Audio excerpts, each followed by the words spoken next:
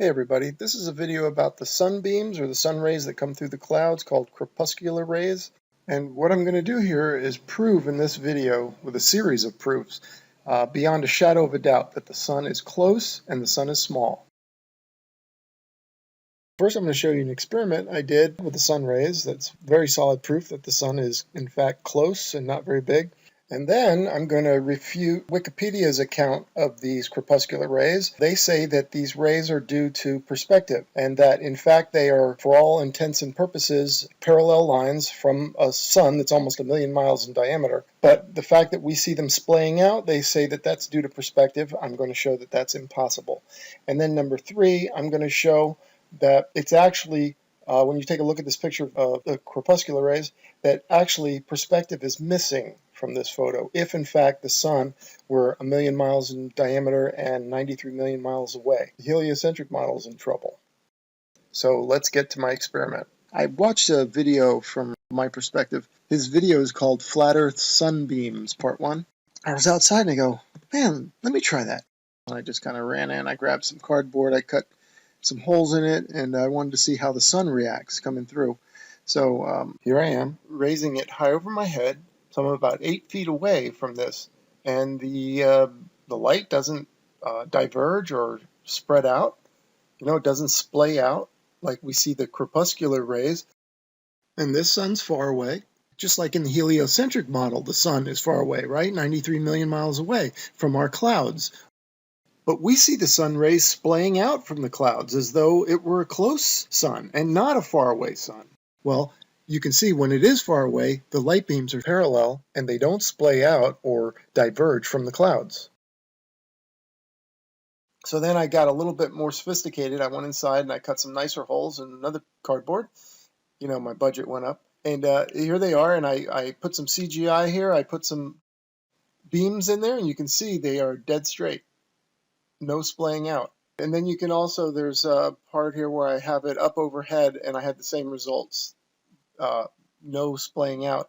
So this is the example of the faraway sun, that the rays, this is what we should experience coming through the clouds. The rays from a sun that's almost 1,000,000 miles in diameter and 93 million miles away, when those rays get here, they should be parallel and dead straight. But we don't see them as dead straight. We see them splaying out or diverging from the clouds. Something's not right here.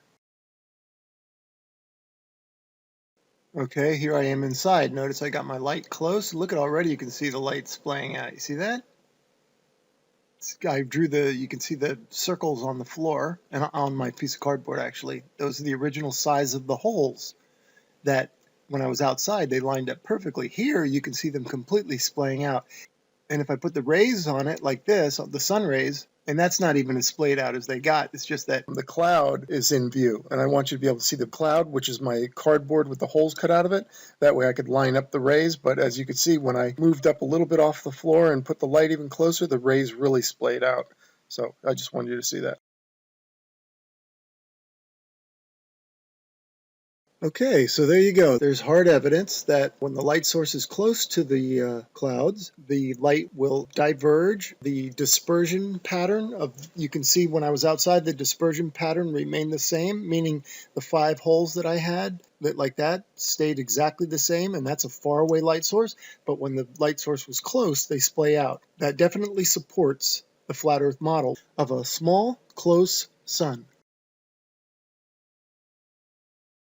Okay, let's analyze this claim that science makes and Wikipedia makes that the crepuscular rays are due to perspective, that they're actually very close to parallel lines. For all intents and purposes, they are parallel coming from a sun that's almost 1,000,000 miles in diameter, but we don't see them parallel coming through the clouds.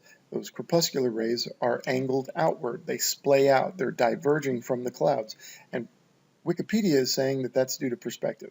Okay, and Wikipedia also uses railroad tracks like these. And they say, see how these converge at your horizon, or they diverge from the perspective of the sun outward? And they're saying that that's what's going on here. Okay, so we need a quick little review of perspective.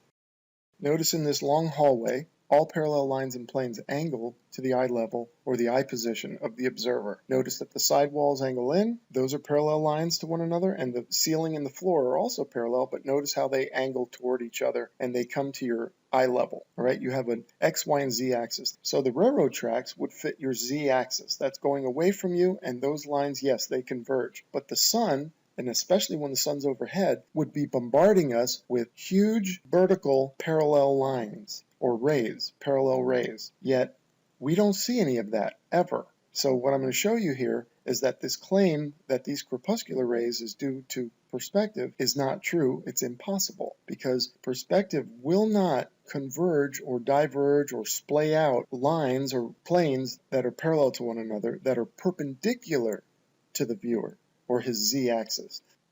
Okay, so like in this picture of the railroad tracks here, the line's going away from you, that's I did with the green line, that's the railroad track, that's obvious. And right from the get-go, they start to converge.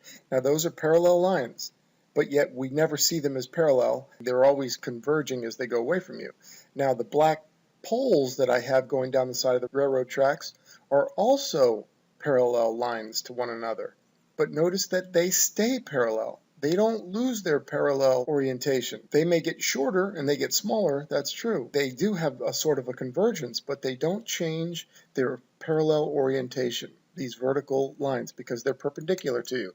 Now, this is why invoking perspective to explain the corpuscular rays doesn't work, because perspective does not splay out these vertical lines, yet whenever the sun is overhead, we should see vertical parallel rays everywhere, and yet we don't see them. So perspective as an explanation for this is invalid. You know, what we see is the rays emanating from this omnidirectional sun. The rays fit the size of the sun, and the angles of the rays off the sun also fit the size of the sun and the shape of the sun. But they shouldn't fit the size of the sun if the sun is in fact almost 1 million miles in diameter and 93 million miles away. The rays should be huge and the sun small. So that's telling us that the sun is in fact close. Okay, and let's go back to what Wikipedia said. Wikipedia says that the rays from the sun are in fact parallel lines, but we don't see them that way because of perspective. Perspective splays them out. Okay, look at this picture. I put these rays in. Okay, so this is what's really going on, Wikipedia says. They say the rays are really parallel, and they would be from a 1 million mile diameter sun. But this is what our eyes do through perspective. It splays it out. Okay, here's another one. They say this is how they really are. They're vertical and they're parallel, but our eyes splay them out like this. Okay, so then why doesn't perspective take these telephone poles and splay them out like this? We don't see that, do we? Why doesn't it take these buildings and splay them out like this? They're vertical and they're parallel. Well, because what we see, the corpuscular rays, is not due to perspective. It's just due to the nature of an omnidirectional light source with the light coming out in all directions.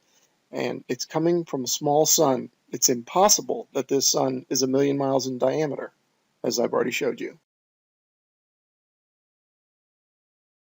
So then if it's not perspective, these corpuscular rays are not due to perspective, as Wikipedia and science in general claims they are, then what are they?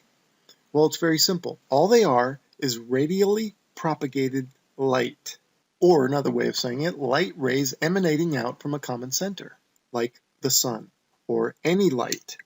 And I understand that the light rays coming off the sun looks like perspective. It shares the common trait where with perspective all the lines and planes converge at a point in the distance called your vanishing point. The sun also has that look where looks like the rays all converge at a point in the center of the light. Actually, the light rays are emanating out from a common center, but I can understand how they look alike, but they're not the same. Okay, that's all it is. And so, as we've already proved, that perspective can't explain the corpuscular rays, because where are all the vertical parallel sun rays then? They don't exist. Okay, so next I'm going to show you with street lights and sunlight and how they look exactly alike. Okay, let's take a look at some light rays. Let's look at how the sun and a street lamp look the same. The one on the left is a street light and the one on the right is the sun. Okay, notice that the light source and the rays match one another. And with the street light, that light is here on Earth, right? It's right there on your street. And those rays look in proportion to that light. They're also here, right? On your street or wherever you see that light. The sun, they're telling us, is actually far away, but the light rays are close. Like when we see these crepuscular rays coming through the clouds. And did you know that streetlights also have crepuscular rays, just like the sun does? And you know what? They look identical.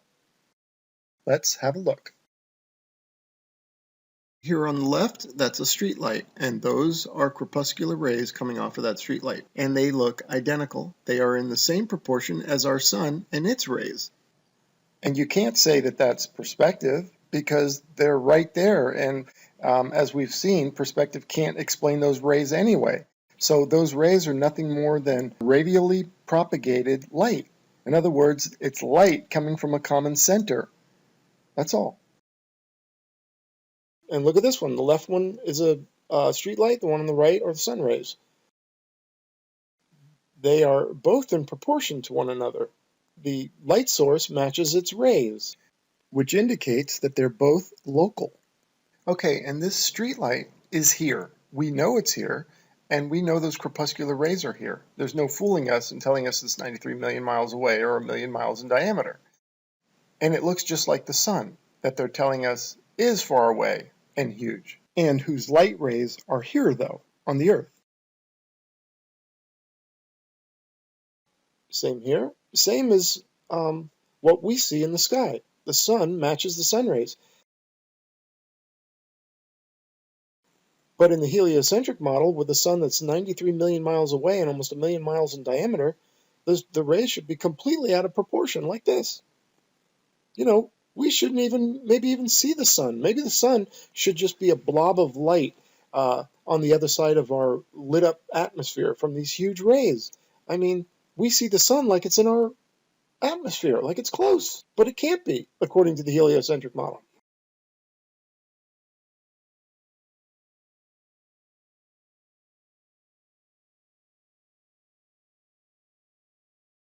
And next, I want to show you how, in this photo, perspective is actually missing. And what's ironic is the very linear perspective that they tried to invoke to explain this photo is actually missing from this photo for the heliocentric model to be true.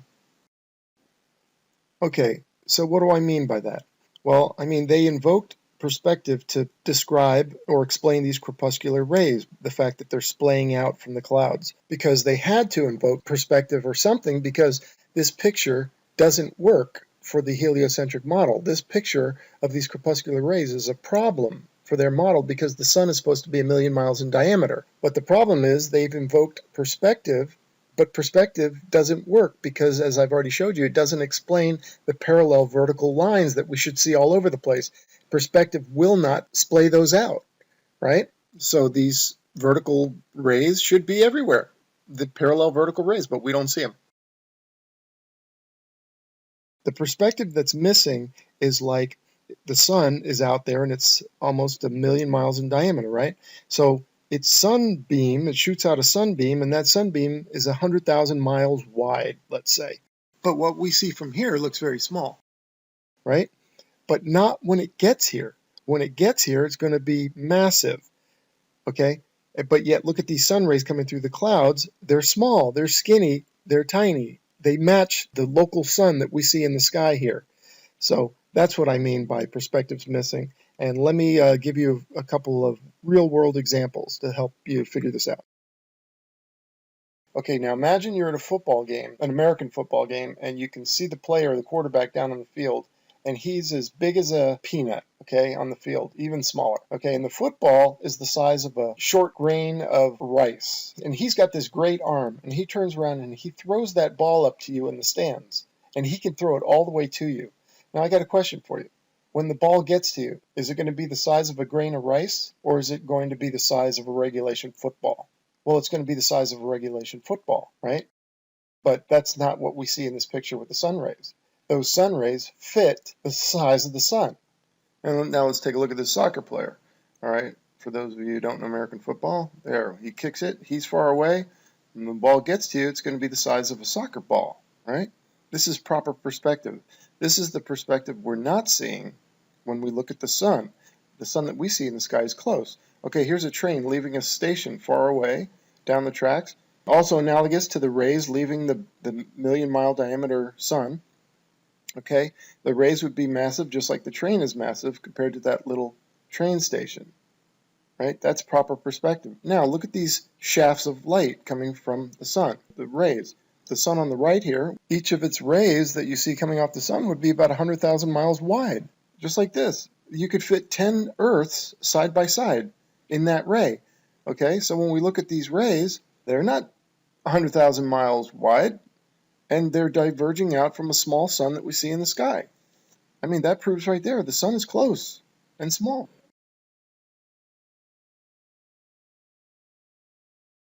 Now, I know somebody's going to seize upon this and say, hey, wait a minute, but we don't see perspective with the sun traveling over the flat Earth. We should see it shrink to a dot and disappear. We don't see that. Well, I was going to save this for another video, and I maybe still will, but let me introduce to you celestial perspective.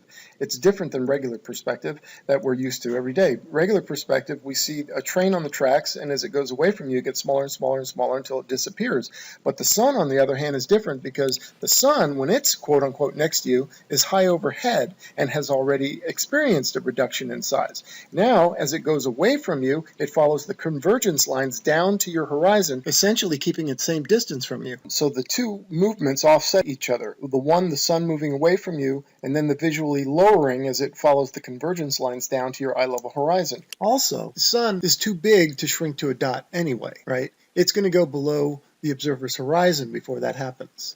Now note this about the convergence lines. Notice that on this wall of lines, the higher up they get, the more steep they get. They orient themselves away from the horizontal and more to the vertical. So the train on the tracks, as that goes away from you, it's right on your eye level. It's actually on your z-axis. Here's a picture of the z-axis, x-axis, and y-axis. It's on your z-axis, so all you can see is the train get smaller and smaller and smaller. You can't see any movement laterally or vertically out of that plane. But the sun is different because the sun, even though it's cruising over the Earth parallel to the ground, it's on a much higher plane. So when it's overhead, it's already had a visual reduction in size. So now when it goes away from you and it follows those convergence lines down, it'll appear to be the same size because the going away and the lowering kind of offset each other. And same as this train. If you put this train high up overhead, that will cause it to already have a visual reduction in size also. So now when it goes away from you, it too will maintain its size.